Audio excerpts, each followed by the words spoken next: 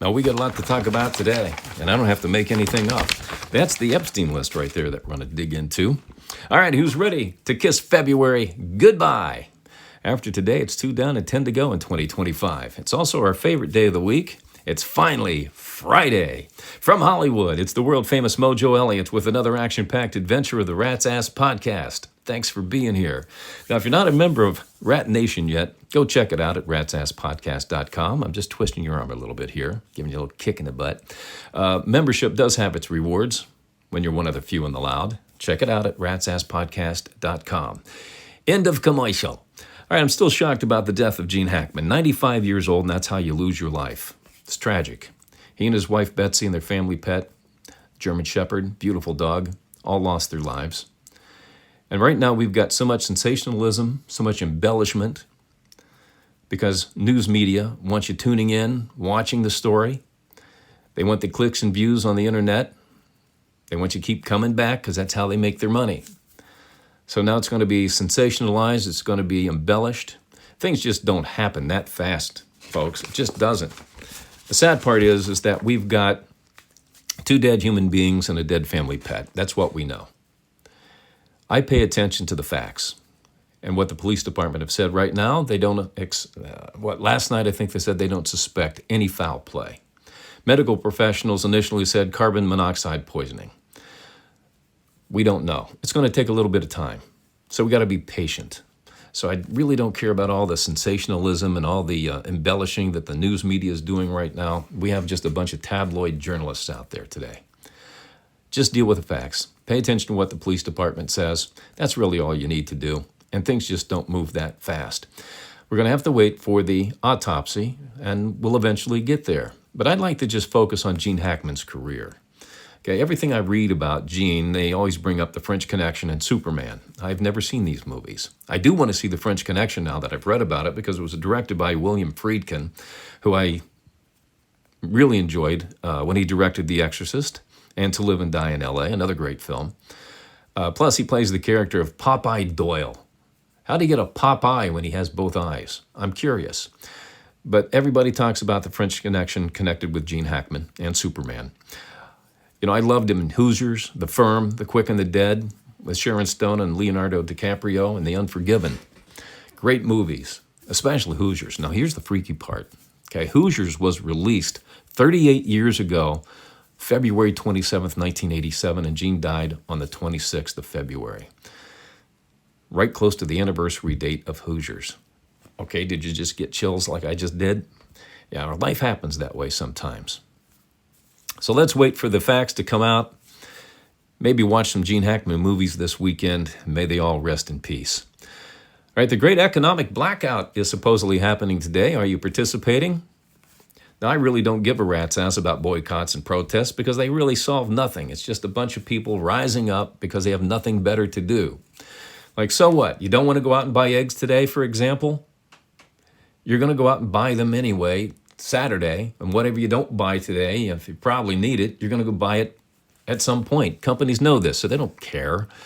Here's what it really is. Okay, this movement is spearheaded by the People's Union USA. Sounds big, doesn't it? Sounds important. And their slogan is, they're a grassroots movement, I guess their mission statement, I should say. They're a grassroots movement dedicated to the economic resistance, government accountability, and corporate reform. Sounds big, sounds huge, that's something I want to get involved in because I've got nothing better to do. I'm tired of watching reruns of Golden Girls. The founder is John Schwartz. He's a meditation teacher and a drummer. I suspect an air drummer, but that's who founded it, a meditation teacher. That's all you really need to know, everybody. That's all you need to know. He's just another liberal dumbass trying to see if he can rally a bunch of other liberal dumbasses to make himself feel superior. You know what?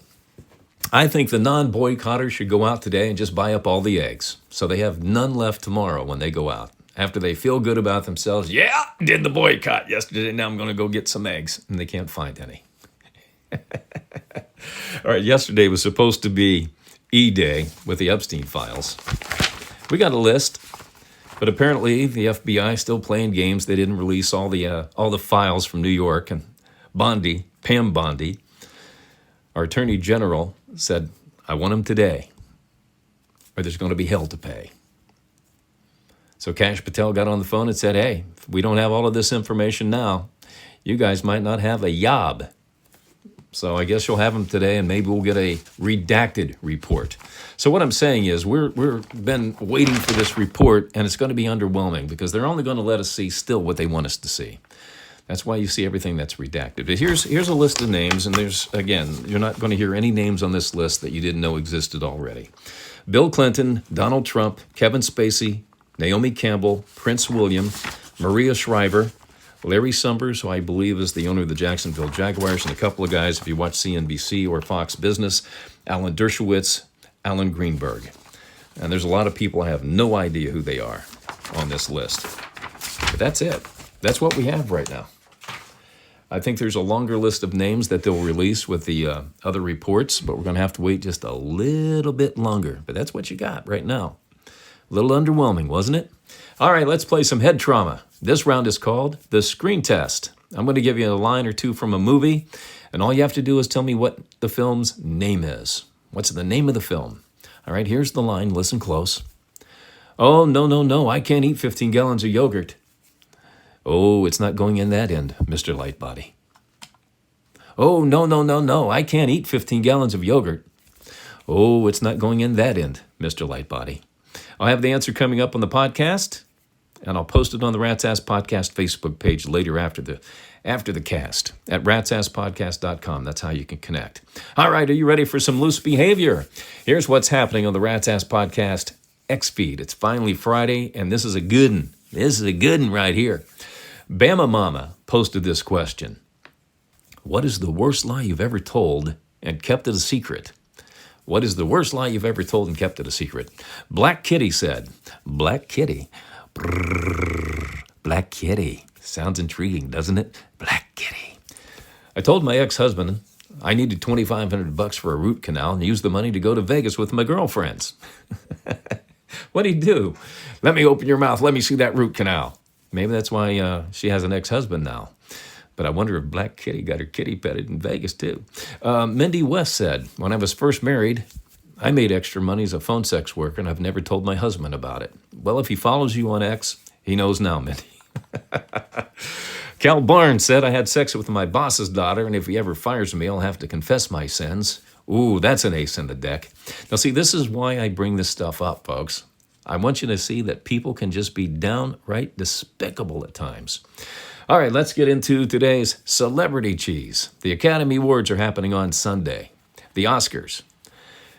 You know, we always used to look forward to the Oscars, but I think Hollywood has done such a great job of just really turning this into a shit show. Most people don't care. We just look at the results and say, okay, good. Well, the favorites, in case you're wondering, Best Picture, Conclave, Timothée Chalamet for A Complete Unknown. That's the Bob Dylan story. And Demi Moore in The Substance. Those are the odds-on favorites. All movies that I still haven't seen. I guess eventually I'll get to them. I used to always make a point, okay, what are the nominated movies? Got to go see each one before the Oscars. We don't even do that anymore. It's not something people even think about. But I still am hung up on the idea that, I think Demi Moore should have married Andy Dick and hyphenated her name. I can't get this out of my head because it's too damn funny. And Fleabag's looking at me on FaceTime right now like going, what are you talking about? Okay, do I have to hold your hand through this, Fleabag? Okay, follow me. Demi Moore marries Andy Dick and hyphenates her name. Demi Moore Dick. Yeah, now he gets it. Pretty funny stuff. All right, in an interview this week, Monica Lewinsky said she thought Bill Clinton should have resigned from the presidency after he was caught using her cooter for a cigar humidifier. Forget the fact that she might have committed murder when she swallowed Chelsea Clinton's little brother and sister, maybe. Doesn't matter, completely off the table. Just because I did not have sex with that woman. Just because he lied about it. He should have resigned the presidency. Who wants to hear about Madonna's 66-year-old nipples? Yeah, I didn't think so. Travis Kelce says he's not retiring. I can't go out a loser in the Super Bowl. That's what he said. So he's coming back for the Chiefs next season. I guess he'd rather go out in the first or second round next year. Look, Travis Kelce has 2 Super Bowl rings, and Taylor Swift. What more does he need? I mean, the only thing he doesn't have is a Tavis baby, unless Travis has trouble putting one between the goalposts. But who gives a rat's ass? All right, here comes the Rat's Ass Podcast email from our Gmail. You email your questions, comments, thoughts, and observations to me at ratsasspodcast@gmail.com, and I answer them. All topics are on the table. I cannot be offended. The more salacious and outrageous, always the better. I do not read your emails in advance. My producer, Fleabag, who's a little slow today, forwards me your name, where you're from, and rewrites them so I can respond rapid fire and on the fly. All right, Glover T. from Montgomery, Alabama. That sounds Alabama, doesn't it? Glover. Last name for a first name. I imagine with your radio background, you've seen a lot of concerts. What bands have you seen the most? Well, you know what, Glover, I tried not to double up on bands. One and done was my motto, but there were a few bands that I did see multiple times. I saw Rush half a dozen times. That's the one I've seen the most. Van Halen, multiple times, but only once with David Lee Roth and once with Sammy Hagar. I missed the Gary Sharon years. AC/DC with Bon and Brian. And I can't think of any other bands that I doubled up on that I saw more than once. So that's about it. But Rush, the most. Heather D., Spokane, Washington. Have you ever pulled a prank on a family member and regretted it? Oh, I've never regretted it. I think my favorite, and I'll share this with you, because my evil prick brother Raymond's dead now, so he can't kill me for telling you. Well, maybe you can. Maybe there's something in the afterlife that they say, oh, yeah, I got full reign on your ass now, buddy. Now, there was a time when I had a few too many in Phoenix when I was living there back in the early 80s. And I called him up on the phone. He lived about 3 hours from Pittsburgh. And I said, hey, Ray, I'm in Pittsburgh. Come pick me up. He said, really? I said, yeah, I'm in Pittsburgh. Come pick me up. I don't want to rent a car. I just got a wild hair and just decided to fly from Phoenix to Pittsburgh. Come pick me up. He said, okay, all right, what airlines? And I said, U.S. Scare. And he said, I'll be there. I wasn't in Pittsburgh. I was still in Phoenix. It was a 3-hour drive there and back, probably the time at the airport. By the time he figured out, I nailed his ass. Yeah, that was my favorite prank. And because he was my evil prick brother Raymond that you might have heard about in previous podcasts, never regretted that joke. All right, Kimberly S. Dickinson, North Carolina. No, North Dakota, I'm sorry. North Dakota. Is it common for a guy to turn down having sex on a first date? I've never met one. If you're offering, most guys are taken. All I can think of, Kimberly, is that it's North Dakota, it's wintertime, maybe you had too many clothes on. But typically, most guys never turn down sex on the first date. Now, this guy might like you, and he's thinking, like, I want to show a little bit of respect, so might take 2 or 3 dates with that guy. He has that type of mentality. Maybe has, maybe he just really likes you. That's really what the bottom line is there. And he wants to let you think that he respects you. All right, Derek K. in Waco, Texas. I'm 18 and just started dating. How many days should I let pass before I call a girl who gave me her phone number? My friends say a week. Do you agree? I think a week's too long. I don't think you want to do it next day. I think the day after you meet somebody, because the iron's still hot. If you wait a week, it kind of feels like you're playing games. You don't really care, and she's probably lost interest in the way women move, how fast they go. She may already have another boyfriend already, Derek. So I think wait a day. If you meet her on Friday, call her on Sunday. Try that one. All right, Noah C. from Geneva, Switzerland. Your radio war stories crack me up. Got any more? Oh, I've got tons.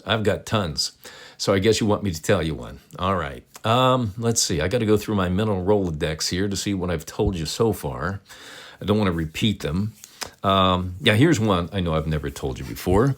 I used to work with a real egotistical prick DJ once named Magic Mike Miller. Thought he was really important because he got behind the microphone and told people about the names and titles of songs and what other people did for a living. It was never really that important to me, to be honest with you. I loved it. Love talking about things going on in the world, but Jesus Christ, we are so lucky to do what we do and get paid for it. But he thought he was curing cancer by telling you what the names of songs were. Well, Mike had, and by the way, God rest his soul, He was okay sometimes. Sometimes he was just really hard to get along with. And he did 6 to 10 at night. I did 10 at 2 in the morning. And I came on after Mike. And one Friday night, I knew he had a gig at a nightclub he did on a regular basis. We'd get off the air at 10 and would split and go to the nightclub. So one night I pulled into the parking lot, got to the station early, and I noticed his car was there, parked alone. I got this wild idea. How can I mess with Mike? So I got out my jack, and I took all 4 tires off his Alfa Romeo. And it was just sitting there in the parking lot with no tires. I rolled the tires off around the corner of the radio station. Went inside, and I said, Mike, what the hell? Your tires are missing from your car. And he said, what? And he went running out to look. Oh, he went batshit crazy. The Alfa Romeo Spider is a little convertible with the top down. You know, I think listeners used to go by and get pissed at him and they'd pee in his seat. I think, I don't know. It used to have a really rank smell in it. I guess after a while he didn't notice it. But, he went batshit crazy, went nuts. He was crying and just bitching and moaning. Who would do something like this? Why would they just leave it laying there in the parking lot with no wheels on it? Could they have at least put it up on blocks? Well, he called AAA and got it all taken care of. You know, I went out with him and act like, hey, I found your tires. They just rolled them over here. But he never knew that I did it because I was always pretty good about getting away with stuff like this for some reason. But, you know, as I think back now and think about Mike, you know, yeah, he was a real egotistical kind of pricky guy, but God rest his soul. But that was a fun prank that I did. So there you go. Sorry, hit the microphone there. All right, Riley M. from Waterford, Ireland. There's an American guy living 2 doors down from me, and he's very handsome but shy. What's the best way to get his attention? Well, you know what, Riley? Just because he's an American guy, he's no different from any other guy. Show him your boobs. No, I'm joking. I'm just kidding. Don't do that. You know, try borrowing something from him that he probably doesn't have. Okay? You know, it's obvious when you go, can I borrow a cup of sugar, a cup of flour? We know that you're hitting. Okay? You're hitting on us. We know that. Ask him for some 3-in-1 oil. He probably doesn't have any 3-in-1 oil. Do they sell that? Do they sell that in Ireland? I think they do. I would think so. But he probably doesn't have it. And even if he has the 3-in-1 oil, he's not going to suspect you're trying to hit on him. All right? It's kind of a subtle way. Nobody expects a girl to come up and say, hey, do you have any 3-in-1 oil? If you ask for KY, that's pretty obvious. All right. If you have any thoughts, observations, comments, or questions, please send them to me at ratsasspodcast@gmail.com. All right. We got your head trauma answer here. Screen test is what the round is today. I gave you a line from a movie. This one has a couple of lines from a couple of different characters, but you have to tell me the name of the film. All right. The lines were, oh, no. I can't eat 15 gallons of yogurt. Oh, it's not going in that end, Mr. Lightbody. Do you know what movie it is? It's The Road to Wellville with Matthew Broderick and Anthony Hopkins. Funny movie. Oh, no, I can't eat 15 gallons of yogurt.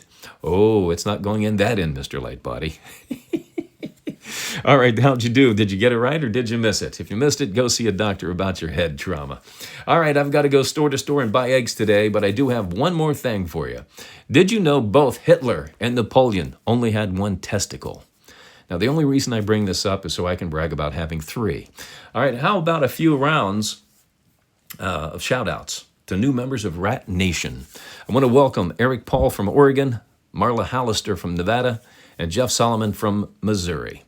Yeah, we do it that way because we want to protect identities. Eric Paul in Oregon, if you're trying to hunt them down, good luck. So we try to respect your privacy. We want to do the shout-outs, but that's why we do name and state here. All right? Thanks for being part of the Few and the Loud, guys. Appreciate it. All right, that's it for this episode of the Rat's Ass Podcast. Go have a great weekend, but be sure you check out the new ratsasspodcast.com to connect with us on the socials, listen to podcasts, join Rat Nation, and you can read the blog where I have put up a piece called The New Faces of the NBA. I think you'll enjoy it. All right, we'll do this again on Monday, March 3rd. Take care of each other. And thanks for dropping by the Rat's Ass Podcast.